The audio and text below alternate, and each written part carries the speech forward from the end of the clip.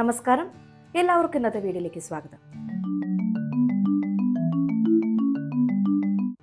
പാല് കുടിച്ചാൽ ക്യാൻസർ ഉണ്ടാകുമോ? ഒരു ഡോക്ടർ ഇത്തരത്തിലുള്ളൊരു വീഡിയോ സോഷ്യൽ മീഡിയയിലൂടെ ഷെയർ ചെയ്യുകയും അത് കുറേ പേരിൽ സംശയം ചെലുത്തുകയും ചെയ്തിട്ടുണ്ട്. നമ്മൾ നോർമലി കളിയാക്കി പറയാറുണ്ട്, മനുഷ്യനല്ലാതെ വേറെ ഒരു ജീവികളും തന്നെ ജീവിതകാലം മുഴുവൻ പാല് കുടിക്കാറില്ല. മനുഷ്യന്റെ ശരീരവും മൃഗത്തിന്റെ ശരീരവും തമ്മിൽ ഒരുപാട് വ്യത്യാസമുണ്ട്. നമുക്കിങ്ങനെ സംസാരിക്കാൻ കഴിയുന്നുണ്ട്, ചിന്തിച്ച് പ്രവർത്തിക്കാൻ സാധിക്കുന്നുണ്ട്, അങ്ങനെ ഒരുപാട് വ്യത്യാസങ്ങൾ. ഒന്നാലോചിച്ചേ, രാവിലെയും വൈകിട്ടും പാൽ ചായ കുടിക്കുന്നവരാണ് മിക്ക ആൾക്കാരും തന്നെ. ഇനി ചായ കുടിച്ചില്ലെങ്കിൽ പോലും മിൽക്കിന്റെ കണ്ടന്റ് വരുന്ന ഏതെങ്കിലും ഒരു പ്രോഡക്റ്റ് നമ്മൾ എല്ലാവരും തന്നെ കഴിക്കാറുണ്ട്. ഇവർക്ക് എല്ലാവർക്കും തന്നെ ക്യാൻസർ വരുന്നുണ്ടോ? അപ്പോൾ അത് തികച്ചും തെറ്റായിട്ടുള്ളൊരു കാര്യമാണ്. ഇനി ഞാൻ പറയാൻ പോകുന്ന കാര്യങ്ങൾ നിങ്ങൾ വ്യക്തമായി തന്നെ കേൾക്കുക. മനുഷ്യ ശരീരത്തിൽ ധാരാളം എൻസൈംസ് ഉണ്ട്. ഏത് തരത്തിലെ ഫുഡിനെ ദഹിപ്പിക്കാനായാലും മനുഷ്യ ശരീരത്തിന് സാധിക്കും. പാലിന്റെ ദോഷവശങ്ങൾ എന്തൊക്കെയാണെന്ന് പറഞ്ഞു കഴിഞ്ഞാൽ പല സ്ഥലത്തു നിന്നിന്റെ പഠനങ്ങൾ നടക്കുന്നുണ്ട്.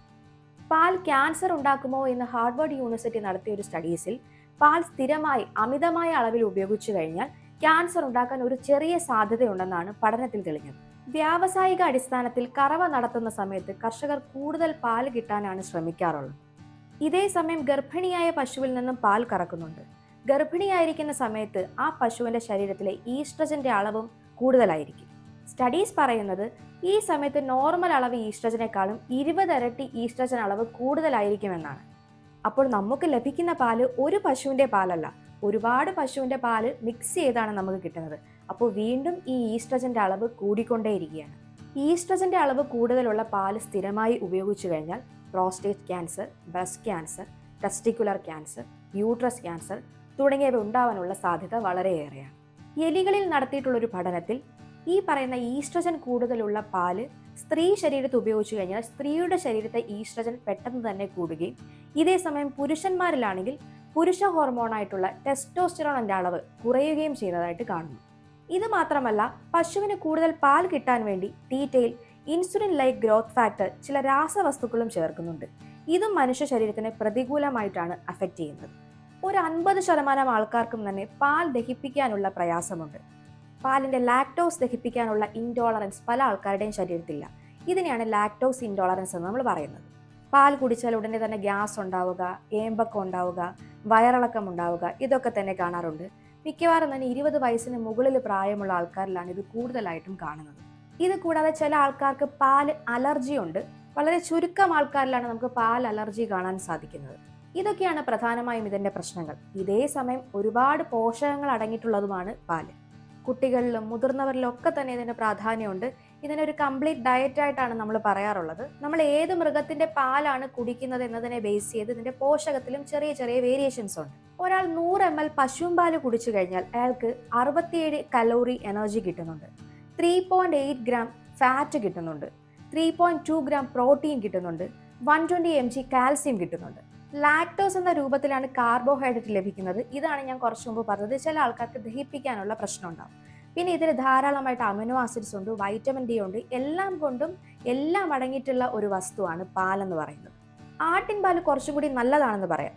കാരണം ഇതിലെ ലാക്ടോസിന്റെ അളവ് പശുവും പാലിനെ വെച്ച് കമ്പയർ ചെയ്യുമ്പോൾ കുറച്ചുകൂടി കുറവാണ്. അതുകൊണ്ട് ദഹനത്തിന്റെ പ്രശ്നമൊക്കെ ഉള്ളവർക്ക് പശുവും പാല് മാറ്റി ആട്ടിൻ പാൽ ഉപയോഗിച്ച് കഴിഞ്ഞാൽ വലിയ പ്രശ്നങ്ങളൊന്നും തന്നെ വരത്തില്ല. അപ്പോൾ ചുരുക്കം പറഞ്ഞാൽ എല്ലാം കൊണ്ടും പാല് നമുക്ക് നല്ലത് മാത്രമേ തരുന്നുള്ളൂ. പക്ഷെ ഞാൻ നേരത്തെ പറഞ്ഞൊരു കാര്യം, നിയന്ത്രിച്ച് കുടിച്ചാൽ പാല് കുടിക്കുന്നത് കൊണ്ട് യാതൊരു പ്രശ്നവും ഇല്ല. ഇനി വളരെ ഇമ്പോർട്ടൻ്റ് ആയിട്ടുള്ള കുറച്ച് കാര്യങ്ങൾ പറയാം. നമുക്ക് ലഭിക്കുന്ന പാൽ ശരിക്കും പാല് തന്നെയാണോ? എനിക്കത് കുറേ നാൾക്ക് മുമ്പ് തോന്നിയൊരു ഡൗട്ടാണ്. നിങ്ങൾക്കുണ്ടോ ഈ സംശയം? നമ്മുടെ സംസ്ഥാനത്ത് മായം ചേർന്ന പാല് വ്യാപകമായി കൊണ്ടിരിക്കുകയാണ്. അന്യ സംസ്ഥാനത്താണ് ഈ പാലിൻ്റെ പ്രൊഡക്ഷൻ നടക്കുന്നത്. Food safety standard authority of India, അതായത് FSSAI, ഇതിന്റെ കണക്ക് പ്രകാരം അവർ കണ്ടെത്തിയിട്ടുള്ള പാലിൽ 70% പാലും വ്യാജ പാലാണെന്നാണ്. എന്താണ് ഈ വ്യാജപാൽ? ഉപയോഗശൂന്യമായിട്ടുള്ള vegetable oil, hydrogen peroxide, urea, formalin, അലക്കുപൊടി, ഷാംപൂ തുടങ്ങിയ മാരകമായ വസ്തുക്കൾ ഉപയോഗിച്ചുണ്ടാക്കുന്ന പാൽ. വിശ്വസിക്കാൻ സാധിക്കുന്നില്ല അല്ലേ? ഇതൊന്നും തന്നെ ഞാൻ പറഞ്ഞതല്ല. ഇതിൻ്റെ സ്റ്റഡീസ് ഒക്കെ തന്നെ നിങ്ങൾക്ക് ഗൂഗിൾ ചെയ്ത് നോക്കാം. ഒരുപാട് വീഡിയോസ് തെളിവ് സഹിതം തന്നെ നമുക്ക് കാണാൻ സാധിക്കും. സോപ്പ് പൊടിയും വെജിറ്റബിൾ ഓയിലും കൂടെ നന്നായിട്ട് മിക്സ് ചെയ്ത് നല്ലൊരു തിക്ക് കൺസിസ്റ്റൻസിയിൽ ഒരു പേസ്റ്റ് ഫോമിൽ ആദ്യം ഇതിനെ കൊണ്ടുവരും. ഇതിലേക്ക് കുറേശ്ശെയായിട്ട് വെള്ളം ഒഴിച്ച് പാലിൻ്റെ ഒരു കൺസിസ്റ്റൻസിയിലേക്ക് കൊണ്ടുവരും. ഇതിലേക്ക് കുറച്ച് പാലും ആഡ് ചെയ്യും. കേടാകാതിരിക്കാൻ വേണ്ടിയിട്ട് ഫോർമാലിനും കൊഴുപ്പിനായിട്ട് യൂറിയയും ആഡ് ചെയ്യുന്നുണ്ട്. 2 ലിറ്റർ പശുവും പാലുണ്ടെങ്കിൽ ഇത്തരത്തിൽ ഇതും കൂടി ചേർത്ത് ഏകദേശം 25 ലിറ്ററോളം പാൽ ഉണ്ടാക്കിയെടുക്കാൻ സാധിക്കും. ഇത് ശരീരത്തിന് നല്ലതാണോ ചീത്തയാണോ എന്ന് ഞാൻ പറഞ്ഞു തരേണ്ട ആവശ്യമില്ലല്ലോ. ഇത് കേൾക്കുമ്പോൾ തന്നെ നിങ്ങൾക്ക് മനസ്സിലാവുന്നുണ്ടാവും.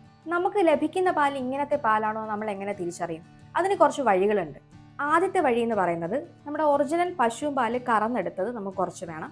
പിന്നീട് ഏത് പാലാണോ നമുക്ക് ടെസ്റ്റ് ചെയ്യേണ്ടത് ആ പാലും എടുക്കുക. ഈ 2 പോർഷനിൽ നിന്നും ഓരോ ഡ്രോപ്സ് നമുക്ക് ആവശ്യമുണ്ട്.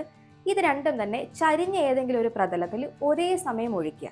ഒഴിച്ചു നോക്കുമ്പോൾ ഇതിൽ ഏത് പാലാണ് ഫാസ്റ്റായിട്ട് താഴേക്ക് ഒലിച്ചു പോകുന്നത് ആ പാല് ഒറിജിനൽ ആയിരിക്കത്തില്ല.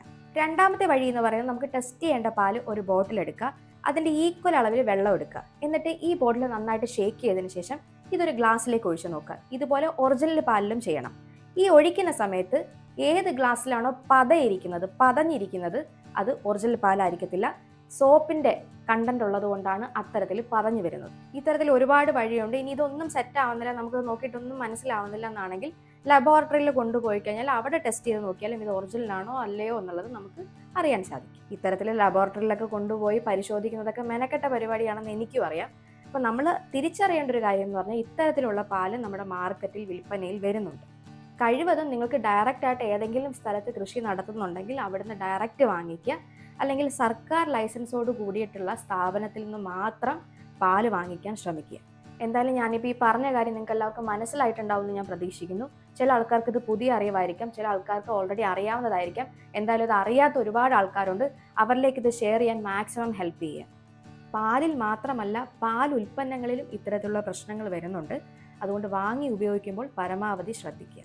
അപ്പോൾ ഇത്രയേ ഉള്ളൂ ഇന്നത്തെ വീഡിയോ. നിങ്ങൾക്ക് വീഡിയോ ഇഷ്ടമെങ്കിൽ ഉറപ്പായിട്ടും തന്നെ ലൈക്ക് ചെയ്യുക, കമൻറ്റ് ചെയ്യുക, മറ്റുള്ളവർക്ക് ഷെയർ ചെയ്യാനും മറക്കരുത്.